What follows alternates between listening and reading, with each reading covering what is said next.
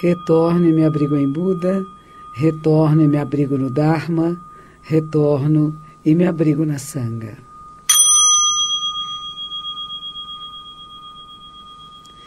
Buda, Dharma e Sangha, as três joias, os três tesouros.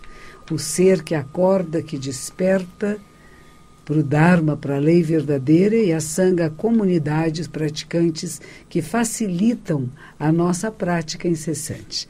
Existe um texto muito bonito que fala que Prajna Paramita, a sabedoria perfeita, é a mãe de todos os Budas.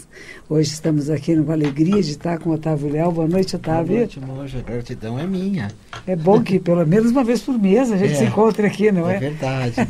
O Otávio mora na praia, então nem sempre está aqui na nossa montanha de São Paulo. É verdade. E, monja, sempre eu, quando estou aqui, trago algumas perguntas, né, que Sim. possa... Lá na Índia se diz assim, quando você está com o mestre, faça uma pergunta para ele que possa mudar o teu Dharma. Isso é do budismo ou não? Não, mas... Uma pergunta que tenha um significado que possa transformar a tua vida. Eu penso nisso sempre antes de estar aqui. E hoje eu pensei assim, quais os 3 livros que a senhora, que mais impressionou a senhora de budismo, ou os 3 livros que a senhora recomendaria para alguém que não tem condição de pertencer a uma sangha, apesar que hoje tem até a formação da monja, que é uma formação em Zen Budismo pela internet. Mas quais os livros que tocam a senhora? Seriam os Sutras de Buda, ou seriam livros mais simples para as pessoas que não conhecem? Vale indicar o seu. O livro que mais me impressionou foi o Shobogenzo, de Mestre Dogen. Nós não temos isso traduzido para o português ainda, tem trechos, alguns autores traduziram alguns trechos.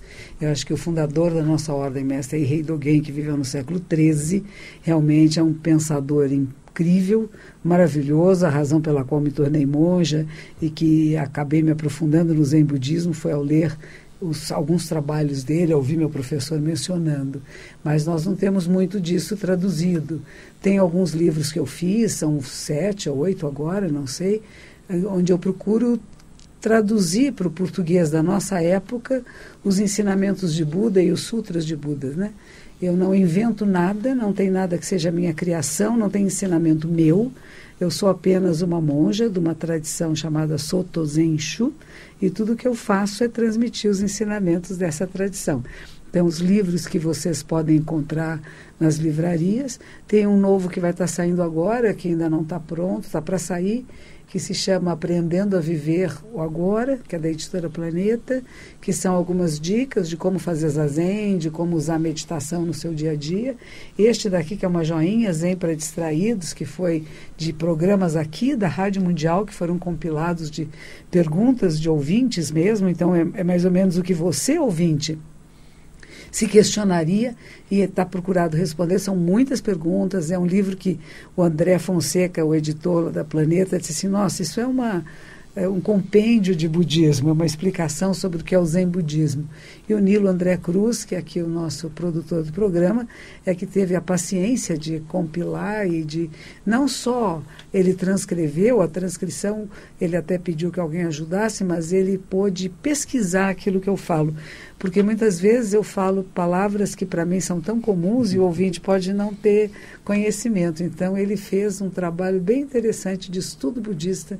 Então eu recomendo, chama Zen para Distraídos. E tem vendido bem, o pessoal tem gostado muito. Eu comprei um livro da senhora faz 10 dias, um de capa vermelha. Chama Verdade? Isso, que é um livro é um livro socrático, para quem não conhece. A monja faz perguntas, né? Não dá tantas respostas, perguntas que nos movimentam, não é? É um livro da editora Record, o selo best-seller, e ele chama Verdade, que é exatamente isso. Nós usamos palavras e expressões e não pensamos sobre elas. E vamos falando, repetindo jargões, sem ter consciência profunda do que estamos falando. E é exatamente isso que eu questiono. Você sabe o que você está dizendo? O que significa? Dar um exemplo? Porque logo no começo teve um tão forte que eu também... Amor de mãe. O primeiro é esse, amor de mãe é incondicional. Foi quem disse? Por que obrigado a ser? Quantas mães não amam seus filhos ou nem conheceram seus filhos? Então não é uma obrigatoriedade que a mãe ame incondicionalmente, né?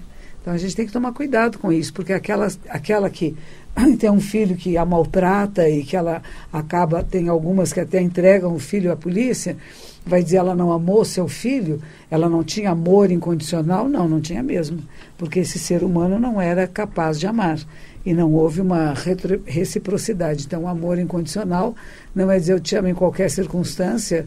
É um pouco difícil dizer isso para uma pessoa que está apanhando, que está, né? Então, a gente sabe quantas coisas existem nesse mundo. Então, tem que tomar cuidado de dizer toda mãe tem que amar incondicionalmente. E vale a pena perguntar primeiro o que é amor, o que é incondicional e o que é mãe. O que significa ser mãe de alguém. Não é só a mãe biológica, né? Mas quem é que cuida, quem é que dá afeto, quem é que educa, né? Então, eu peguei várias dessas frases. A ideia foi da editora Raíssa Castro e eu acabei questionando um pouco essas expressões. O hábito faz o monge. Esse é uma bem importante. Será que vestir a roupa monástica faz alguém virar monástico? Ou será que é o hábito de habitualmente, de religiosamente, de todos os dias? Então a gente tem que cuidar para não confundir as coisas, né? Que às vezes encontramos leigos que têm uma vida muito mais monástica do que alguns monges e monjas, padres, freiras, etc., né? Então, a gente tem uma reflexão maior. Criamos expectativas, arquétipos, olhamos para alguém e endeusamos. Este ser é um ser especial, superior. E eu faço questão, desde que eu voltei para o Brasil, que muitas pessoas, a mestra, eu falei, não, eu não sou mestra, não, eu sou uma monja. No Japão chama sensei, sensei quer dizer professor. Depois que meus discípulos se tornam senseis, eles me chamam de Hiroshi, mas Hiroshi quer dizer velha mestra, mestra antiga. Quer dizer, os seus discípulos já são professores. Então já está, mas é só um título, não significa que você se torna um ser superior aos outros, porque a nossa prática não é mesmo, não tem fim. Não tem fim. A gente aprende, desaprende, cai, levanta, torna a levantar. E os ensinamentos, a minha professora de yoga, ela falou isso essa manhã e é bem importante. Ela toma algumas notas para ler no final da aula e ela diz assim, quem se beneficia mais sou eu, porque eu leio para mim também. Sim. Aquilo que eu estou ensinando e passando, alguma coisa que eu preciso ouvir também. Nilo, você está bem aí? Estou. E nossos ouvintes e acompanhantes também estão. Temos aqui o Brasil inteiro conosco hoje. Hiroshi, a Rose pergunta, a Rose está em Rancho Queimado, Santa Catarina, ela pergunta sobre a tragédia de Moçambique que vitimou tantas crianças. Qual o aprendizado disso? Dá para chamar karma coletivo? O karma coletivo não é só das crianças que morreram, é daqueles que fizeram morrer as crianças. Então, quando a gente fala karma coletivo, não é só da vítima, é o vitimador também.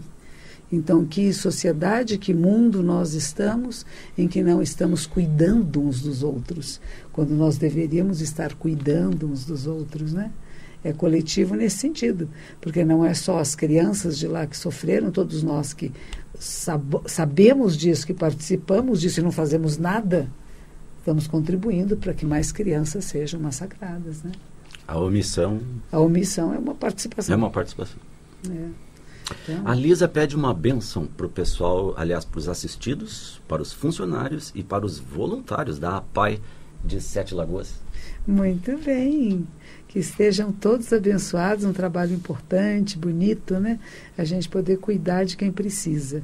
Essa palavra cuidado, quando eu voltei para o Brasil, a primeira vez que eu ouvi foi de Leonardo Boff. Leonardo Boff. Saber e cuidar, né? Não é? E esse cuidado às vezes nos falta um pouco. Eu falei, esse ano faltou bastante, que foi Brumadinho, depois foram os meninos do Flamengo, depois foi Suzano, e a gente vê isso no mundo também, né? O que aconteceu na Nova Zelândia, Moçambique, tantos lugares, alguns cujas notícias não chegam até nós, e que é esse descuido. Eu deixo para depois, não tem importância, se não fizer agora, outro dia faço, né? E as coisas vão se acumulando e vão piorando cada vez mais. Então, desenvolver em nós a capacidade do cuidado amoroso e sábio. Porque se não houver sabedoria, só houver boa intenção, não adianta. E se houver só sabedoria sem boa intenção, também não serve para nada. A gente precisa juntar os dois, né? É karuna, né? No budismo usa esse termo, né? Karuna e... É mais do budismo Theravada. Karuna, que seria compaixão e sabedoria, que né? Tem que andar junto, né? É um parzinho. A senhora sabe que esse saber e cuidar do Boff, ele se baseia numa passagem de Jesus que chama Teraf. Não sei se a senhora sabia. Não, me conte. Teraf é a origem da palavra terapeuta, que nós devemos ser terapeutas do mundo, do planeta, das pessoas. E então Jesus diz, quando andar por aí, cure os feridos, e é Teraf. T é saber, saber quem eu sou. Iraf é cuidar. Que bonita. Mas é do Boff, que eu tenho como... A senhora não gosta que chame de mestre, mas é meu mestre sim, não, homem. No sentido, sim, temos muitos... E a senhora é minha mestra. Eu acho que a gente tem muitos referenciais na vida, né? São pessoas que a gente sabe, nesse eu confio, que a palavra deste eu confio, no raciocínio deste ser humano, na maneira de ver a realidade. Às vezes, quando a gente não sabe direito, será que eu estou vendo certo? Então, tem alguns referenciais. Boff, para mim, é um deles. Para mim também. E outra Gaiarsa, nosso companheiro, nossa, né, Gaiarsa? Gaiarsa. E a irmã do Leonardo Boff, que a senhora falou que é uma figura muito interessante. Né? A Iris Boff. A Iris Boff é linda, acho que teve 7 filhos homens, mais o marido 8. Ela disse que vivia nesse bando de homens. Muito linda, poetisa, educadora. Hiroshi, aqui tem uma pergunta da Sandra, que já é do nosso arquivo, já é de outros programas, mas a gente promete que a gente volta às questões, né? Quando não dá tempo no mesmo programa. A Sandra, e acho que também é uma pergunta para você, Otávio, como atrair as coisas boas para a vida com o poder da mente? É possível isso? Em primeiro lugar, ela fez eu já trouxe essa pergunta para Coen com uma outra visão, que é o quanto que nós temos de livre-arbítrio. E a monja me ensinou uma coisa tão bonita lá, das pesquisas da neurociência, que é o tal do 1%, né, monja? 5%. 5%? Então é mais do que eu pensava. Então a senhora responde. Mas eu falo para você. Mas a resposta que eu tenho a impressão que é melhor pensar positivo do que negativo. Mas quando a gente faz a zazen, eu que sou iniciante, eu percebo que não é possível controlar. A senhora consegue controlar o tempo inteiro o pensamento positivo? Não é controlar. O zazen não tem nada a ver com controle. O zazen tem com questão de observar. Mas existe uma coisa interessante, que nós estamos sendo muito bombardeados por notícias muito prejudiciais e que não são benéficas. E isto vai fazendo que a gente tenha a impressão que as pessoas são más e que o mundo não tem solução, quando não é verdade. É uma minoria que vai aparecer na mídia exatamente por ser o extraordinário, não é o comum. O comum não está se falando. As pessoas são benéficas, que cuidam umas das outras, as pessoas que têm sucesso. E é interessante isso. Às vezes a gente quer ter muito sucesso e a gente cria uma ideia do que é esse sucesso. Se eu tiver tal emprego, eu vou ser feliz. Se eu tiver tal condição, mas você não percebe que a felicidade está em você e no prazer da existência. E mesmo na dificuldade, mesmo em não obter aquilo que você achou que traria a sua felicidade, e perceber, às vezes, que só essa procura já é muito agradável. Então, sair um pouco desse lugar de que se eu tiver pensamento positivo, eu vou conseguir tudo o que eu quero, mas será o que você quer adequado para você? De novo, no meu livro, Esse Verdade, tem a frase: Deus escreve direito por linhas tortas. O que é isto? É o que eu quero, mas esse eu que quer é o eu pequeno, é o eu menor, é o eu egóico, é aquele que nem vê a realidade como um todo, que é tão pequenininho, que só vê o muito próximo de você mesmo e nem percebe quando está fazendo coisas que não são benéficas para você mesmo. Então, a minha prática toda é dizer: acorda, desperta, tenha uma visão mais ampla de você e do mundo. Havia um professor de neurolinguística que eu encontrei há muitos anos em Porto Alegre. Ele dizia que nós podíamos ser como 2 bichinhos. Um deles era a girafa, outro o chacal. Que a girafa tem aquele pescoço comprido, porque quem vê longe, percebe a grande distância que está acontecendo. E o chacal não, ele vê pequenininho. E que nós, independente do tamanho, da altura que tenhamos, nós podemos ter essa visão mais ampla, que tem uma visão 360 graus. E que vê a influência que pode ser daquilo que você fala, faz e pensa. É diferente de dizer, eu sou movido pela realidade. Não, nós somos a vida da realidade, nós modificamos o que está acontecendo. Agora, como modificar para que seja melhor? Não só para você, mas para todos os seres. Esse é o grande salto quântico. É a grande mudança de sair do que é bom para mim, o que é vantagem para mim, qual é o meu melhor emprego, qual é o meu melhor marido, qual é a minha melhor esposa, qual é o melhor relacionamento. Nossa, tem tantas dificuldades no mundo, né? E às vezes a gente fala, puxa, é tão simples. Uma sogra que fica indo todos os dias na casa da nora é um estorvo. Em vez de ser uma coisa boa, uma perturbação, deixa a nora criar sua família, vai de vez em quando, não se imponha na casa de uma jovem que está começando o lar. E a avó fica muito triste, eu quero ver meu netinho, é tão gostoso. Eu falei, pera, calme, não faça. Porque a intenção é benéfica, mas atrapalha. Ah, mas quando eu vou, eu levo coisa. Eu falei, não leve mais nada, por favor. Porque às vezes está ajudando, está atrapalhando, não é? Deixando da pessoa criar a condição de formar o seu lar. Então, é preciso tomar cuidado. O que é pensar positivo? Pensar que vai dar certo? Sim, é sempre bom você pensar que naquilo que você está se envolvendo vai dar certo. E se não der? Quem disse que não dá certo do jeito que você pensou, não é dar certo. Pode ser que seja mais certo assim, porque aí leva você para um outro caminho. Eu fiquei muitos anos trabalhando no Templo Buxinji, em São Paulo, que fica no bairro da Liberdade, e o monge responsável voltou para o Japão e me puseram como responsável desse templo, e eu gostei muito. Eu tinha acabado de sair do mosteiro, imagine, é como um aluno que saiu da universidade e dão para ele uma empresa para governar. Então foi muito agradável, até um determinado momento que eles chamaram um monge japonês mais velho para assumir o cargo. Eu fiquei meio magoada, meio achando discriminação, preconceito, saí e de repente percebi, nossa, quantas portas se abriram. Eu vivia tão fechada dentro da comunidade japonesa, atendendo tantos enterros, tantos serviços memoriais, alguns casamentos. Eu me esforçava muito para ter momentos de aulas de meditação e palestras do Dharma, mas isso era no meio daquela solicitação tão grande das coisas mais tradicionais da colônia. E de repente eu saí, eu percebi um dia que era a primeira vez em anos que ao domingo à tarde eu estava na rua. Eu não sabia o que era mais andar na cidade de sábados e domingos. Eu trabalhava o dia inteiro, das 6 da manhã às 20, 21 horas. Então eu não sabia o que era a cidade no final de semana. E para mim foi interessante, abriram-se inúmeros portais. Então quando você acha que uma porta se fecha é porque outra está se abrindo. E o que é o pensamento positivo? É só você estar presente no agora e fazer o seu melhor.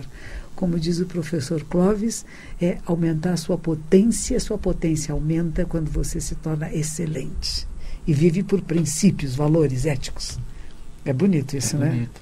Eu lembro que a senhora, naquela época, nem palestrava fora mesmo. Não, imagina. E a senhora e teve toda uma, que não vem ao caso também entrar, uma série de situações que magoou muito a senhora, né, no momento da saída. Ah, sim, foi muito feio.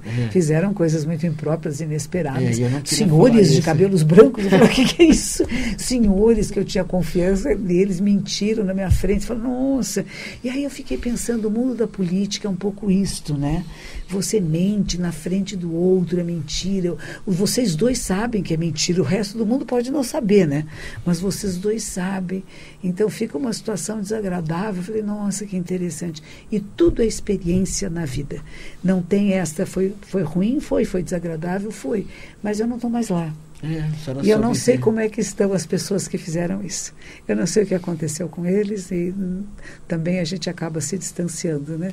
Mas acho que o mais importante é escolhermos um caminho e que esse caminho seja de retidão, que esse caminho seja de valores éticos, de princípios, de votos. Esse é o meu caminho. Se as outras pessoas não podem cumpri-lo, é porque elas não têm condição e não adianta exigir deles ser quem eles não podem ser. Eles apenas se manifestaram como podiam se manifestar naquele momento. Nilo, você tem mais alguma coisa? Você está tão queimado de sol. Trabalhando na roça, né? É isso aí. O assunto agora, a gente vai para a espiritualidade. A Solange... bom, deixa eu perguntar uma coisa para vocês dois, que já devem ter sido questionados várias vezes. Alguém já deve ter perguntado para vocês se vocês são ateus. A Solange pergunta, é possível ser budista e ateu ao mesmo tempo? Sim, é. A Eubiose, que é uma escola de mistérios, tem uma frase que eu gosto muito, que dizia assim, ateu é o que não acredita nos deuses criados pelo homem. Então, talvez a monja que sabe, mas porque a palavra. Mas se a pessoa há uma mestra alemã do Holanda que ela fala assim: entra na natureza, olha uma árvore, olha um gato, olha a mão de uma. O Rabino Sobel falava, não, olha a mão de uma criança. Se você não vê na mão de uma criança. Bom, mas o Rabino uma coisa bonita. De gravata, né? Não, mas isso foi, né? Uma pessoa boníssima, o Sobel. Foi um. Ele tinha um ele problema, representa né? uma tradição, né? Ele tem a visão de uma tradição monoteísta. Isso é verdade. Então, ele é teísta. O que a gente fala ateu, esse A é uma negação de Deus. Quer dizer, eu não tenho fé em Deus, eu não acredito em Deus. Um dos capítulos desse livro, Verdade, fala sobre isso, que as pessoas têm muito hábito de dizer, vá com Deus, fique com Deus, esteja com Deus. E graças a Deus. Graças a Deus. E quando eu tive uma formação católica na minha infância, e uma das coisas que eu aprendi no catecismo é não usar seu santo nome em vão. E parece que hoje em dia ficou muito banalizado e ninguém sabe mais o que é Deus. Na verdade, eu estou querendo dizer para essa pessoa que eu gosto, esteja bem, que tudo ocorra bem para você, porque eu te amo, te quero bem. Então, é nesse sentido que eu recebo quando as pessoas falam isso comigo, né? Mas seria bom que as pessoas perguntassem, aqui eu chamo de Deus, o que é Deus para mim? Ele realmente é o Criador e ele é a criação, ele está separado da criação. Eu acho muito importante que as pessoas se questionem mais. Não apenas que eu acredito em Deus, assim, mas qual Deus você acredita? O Deus da vovó, o Deus do vovô? Você estudou teologia? Você faz cursos de teologia? Você tem um aprofundamento na espiritualidade através das religiões teístas para você poder ter um conceito? E quais são os conceitos de Deus nas várias tradições? Porque as pessoas ficam é uma questão muito complexa para ser tratada dessa forma tão simples, creio ou não creio. Então, o que eu levanto nesse livro é pergunte mais, questione-se o que é. Dentro do budismo não há conceito de Deus. Não há. Então, o budismo é uma religião que não tem um conceito de Deus. Mas nós dizemos que tudo que existe é a natureza Buda manifesta. É isso que eu até falei da natureza, né? Às vezes, eu também aprendi com a Coen, com grandes mestres, eu evito ao máximo essa palavra. A palavra de conceituar, né? Mas se você vê bondade na natureza, bondade na Coen, bondade em vocês, eu acho bondade como a monja Coen às vezes diz, a iluminação não é permanente, né? Existem atos iluminados. Talvez atos iluminados alguém chame de Deus, né, monja? Momentos sagrados. Eu gosto muito das irmãs católicas, as minhas amigas, freiras e madres, monjas, que dizem assim, ele é o Dulcíssimo. Ah, que bonito. Aqueles momentos em que sua boca está cheia de um doce que é mais do que qualquer coisa maravilhosa, seria esse encontro com essa sacralidade da existência que alguns vão dar o nome de Deus e outros dizem que é o nome que não pode ser dito porque é maior do que um nome, no judaísmo, por exemplo. E no budismo não há conceito de Deus. Roshi, a Adriana disse que estará no Rio de Janeiro no lançamento do seu livro novo, Verdade, no dia 3 de abril. Isso. E a Isabel, que pede uma bênção pelo pai que faleceu, o pai é Alexandre, faleceu há 2 meses lá nos Açores, em Portugal. E a senhora dando a bênção, a gente termina o programa de hoje, agradecendo a todos que estão conosco. Lembrando, quinta-feira, palestra da monja Zenchu aqui no Templo em São Paulo. E agora tem a bênção a todos aqueles que faleceram. Este senhor nos Açores, todos que faleceram nas grandes tragédias e violências da natureza e dos humanos para humanos.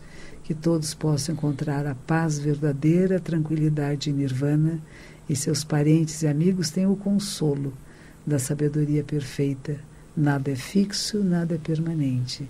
E vamos criar causas e condições para que as nossas crianças, nossos adolescentes, nossos adultos possam ter longevidade saudável e que nossos relacionamentos sejam de paz, harmonia, respeito e cuidado amoroso. Que os méritos de nossa prática se estendam a todos os seres e que possamos nos tornar o caminho iluminado.